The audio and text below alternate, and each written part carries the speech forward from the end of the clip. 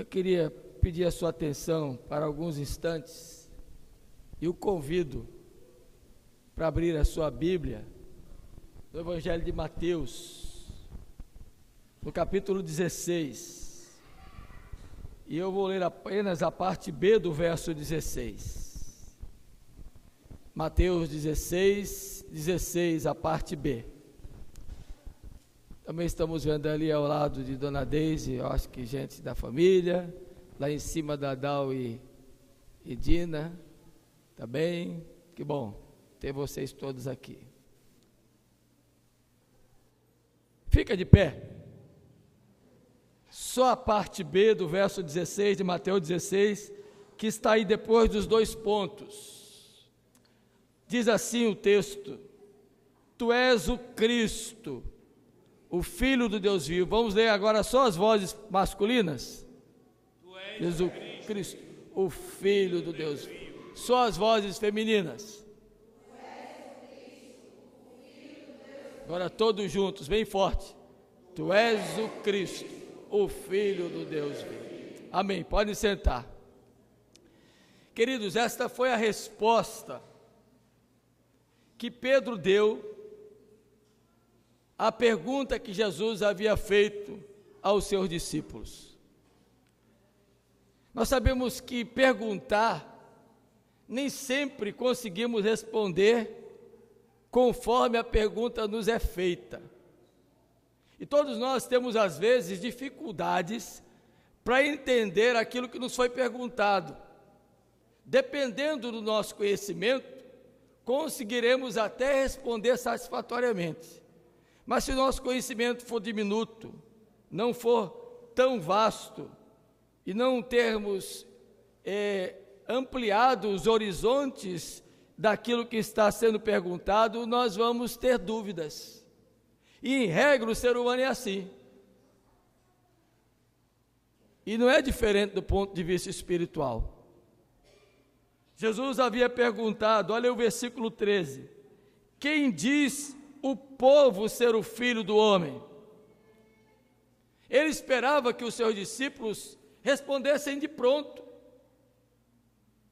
O que Pedro depois pontualmente responde. E aí eles em conjunto, diz o versículo seguinte, o verso 14, e quando o texto diz, e eles responderam, significa que todos os discípulos estavam com a mesma compreensão da pergunta feita.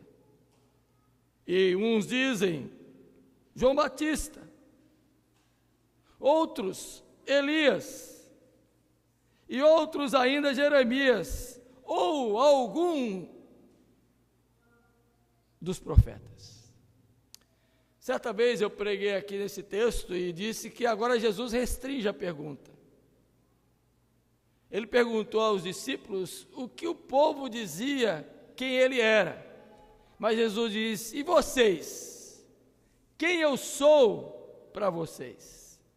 E Pedro então prontamente responde, Tu és o Cristo, o Filho do Deus vivo. Talvez essa pergunta esteja valendo hoje, e com certeza está. Quem é Jesus para você? Ou o que você tem ouvido de Jesus a respeito do povo que está lá fora? Tem uma canção antiga que diz que uns dizem que Jesus foi um revolucionário, que outros afirmam que Jesus foi um grande mestre.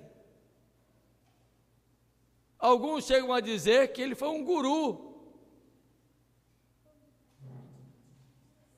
Mas na realidade, essas respostas não vão fazer diferença na sua vida se você não entender quem de fato ele é.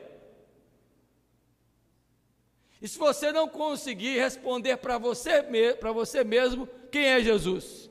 Então a pergunta vale hoje: quem é Jesus para você?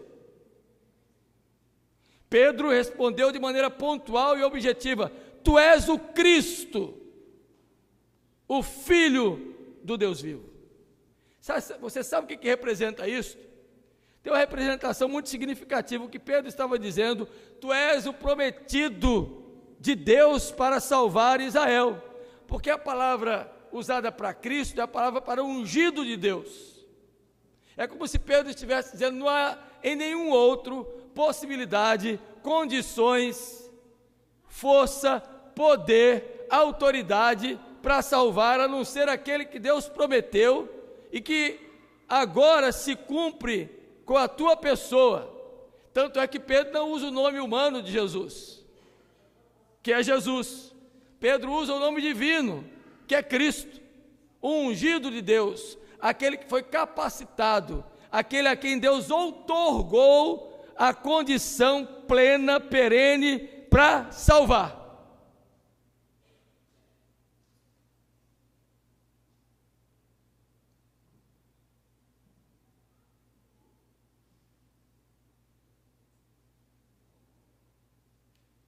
É como se Pedro estivesse argumentando para os seus colegas, para os discípulos que haviam respondido que o povo dizia que ele era Jeremias, ou Elias, ou algum dos profetas, ou mesmo João Batista. Ele estivesse dizendo: para mim, Senhor, tu és o prometido de Deus, aquele que veio para me salvar.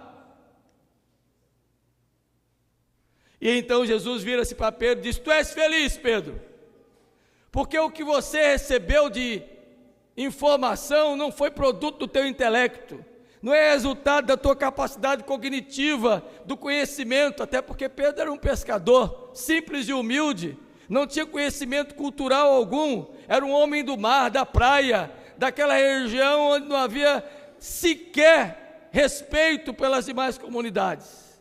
Mas Pedro diz: tu és o Cristo, Filho do Deus vivo, porque a revelação que pode nos permitir responder quem é Jesus para nós é o próprio Espírito de Deus que responde e nos dá a resposta, porque é Ele quem faz com que a gente possa entender quem é Jesus. Se não for Deus no teu coração, na tua mente, meu irmão, espiritualmente trazendo para você a resposta de quem é Ele, você jamais conseguirá responder. Por isso que muitos religiosamente até conseguem dar uma resposta. Alguns dizem: ele é o filho de Maria.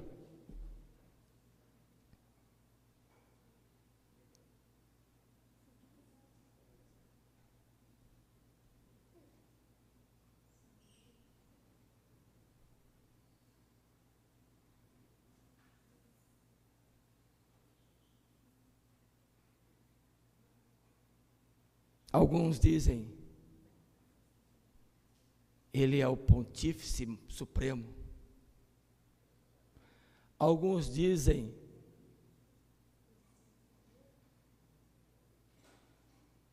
ele é rei. Alguns dizem: não, é o menino da manjedoura. Mas ele não é este. Gosto de uma imagem que tem circulado aí na internet, que é muito significativa. Eu até apostei hoje. Diz assim: a manjedoura está vazia, a cruz está vazia, o túmulo está vazio, mas o trono não. Sabe por quê? Porque Jesus é o soberano Senhor de todas as coisas. Então, quando Pedro diz: tu és o Cristo, ele afirma que não há em nenhum outro o poder salvador, o poder da autoridade e da unção capacitadora de Deus para salvar, a não ser na pessoa bendita de Jesus. Agora, do ponto de vista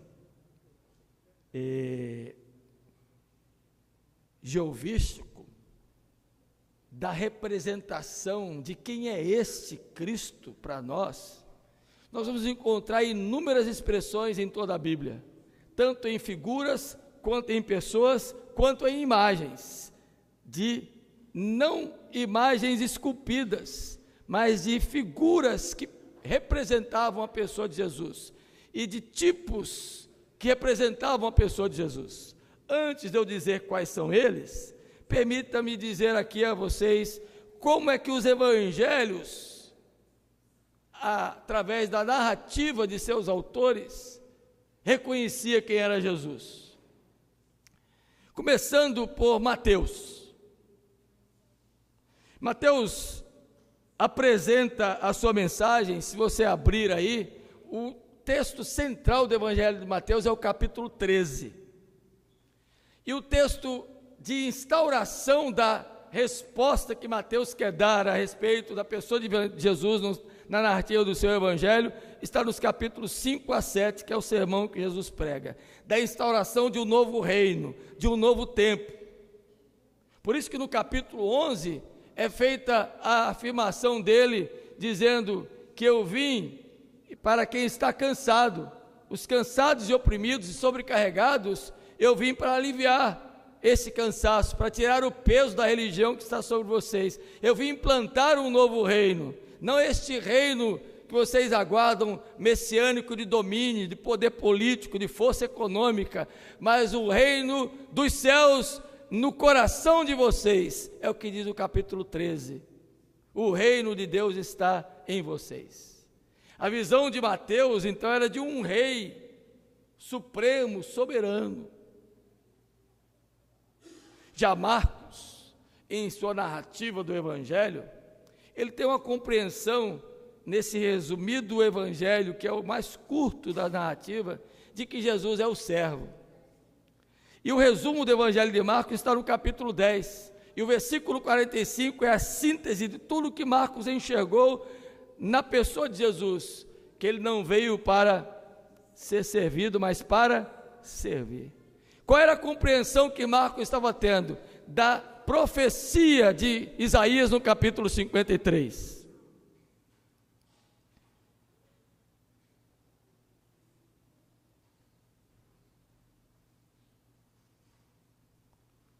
O que está lá em Isaías 53? O versículo diz, no 11 da narrativa de Isaías: o meu servo, o justo, com o seu trabalho justificará a muitos.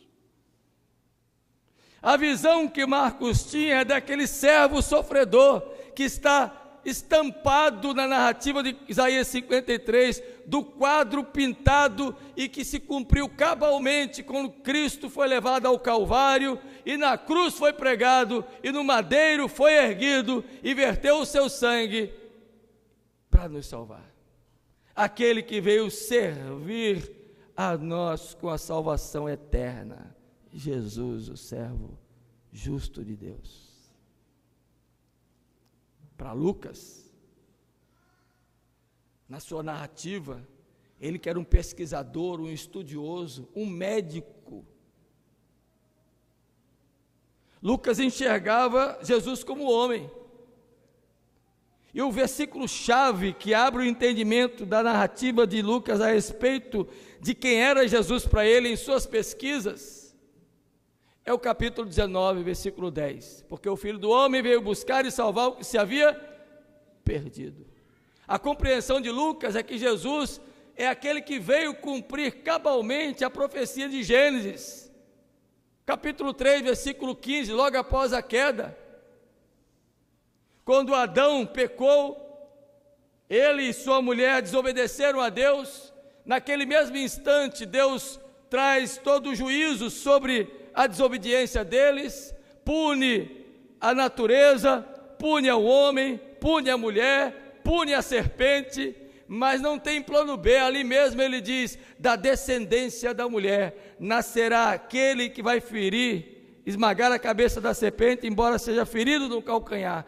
É o proto-evangelho, é a primeira notícia de boas novas que tem na Bíblia. Logo no início da queda, no mesmo instante, Deus disse que de sua descendência, Eva, vai nascer aquele que vai destruir a obra de Satanás. E Paulo, então, no capítulo 4 da carta de Gálatas, no versículo 4, ele diz que na plenitude dos tempos nasceu de mulher a Jesus. Lucas tem essa visão, o Jesus perfeitamente homem, e era necessário que ele fosse para poder sentir a dor do seu povo. O sacerdote tinha que sair do povo. Ele era perfeitamente homem, mas era perfeitamente Deus. E agora vem João. Quem é Jesus? João não tem uma visão daquilo que seria a resposta na pessoa de Jesus. João tem uma afirmação já conclusiva. Para João, Jesus é o Verbo de Deus, que se fez carne e habitou entre nós, cheio de graça e de formosura. E então ele apresenta esse Jesus que é Deus, plenamente Deus, e que habitou entre nós para nos trazer salvação. Como prova do amor de Deus, veio ao mundo para morrer na cruz em nosso lugar. E para provar a sua divindade, ele narra 7 milagres. O primeiro deles, capítulo 2, a transformação da água em vinho, numa festa de casamento. O segundo deles, no capítulo 5, a cura de um paralítico. O terceiro deles, João capítulo 6, a multiplicação de 5 pães e 2 peixes para alimentar uma multidão de 5.000 homens. No capítulo 6 ainda, o outro milagre, o quarto, acalmou a tempestade ao ponto de dizerem os discípulos: quem é esse que até os ventos obedecem e o mar agitado se acalma? No capítulo número 9, ele cura um homem cego de nascença. No capítulo número 11, ele ressuscita um homem morto, já em estado de decomposição, totalmente já sem possibilidade alguma de voltar à vida, Lázaro, e ele diz: vem para fora, e Lázaro sai vivo, para provar que ele é Deus. E é justamente João, para trazer-nos essa compreensão de quem é Jesus, que ele traz algumas figuras. Ele diz que Jesus é a água da vida. João capítulo 4. Quem dele beber jamais tornará a ter sede. Vivemos num mundo sedento, queridos. Homens e mulheres, jovens, adultos, sedentos em sua alma, buscando dessedentar aquilo que a alma tem de sede, em lugares, em pessoas, em circunstâncias, em situações, e nunca vão mitigá-la, porque só quem mata a sede espiritual é Jesus, a água da vida. Ele é o pão da vida. Jesus é aquele que disse: eu sou o pão da vida, quem comer de mim jamais terá fome. Quanta gente faminta em sua alma, dia após dia, noite após noite, semana após semana, mês após mês, ano após ano, faminto no seu interior. Nada o satisfaz, nada o alimenta, nada o sustenta. Estão desnutridos em sua alma, precisam do pão da vida que é Jesus. Ele é o caminho, Ele é a verdade, Ele é a vida.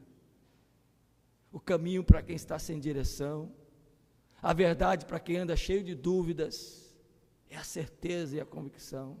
Ele é a vida para quem está andando igual a um morto-vivo. Qual é o nome daquela série? Walking Dead.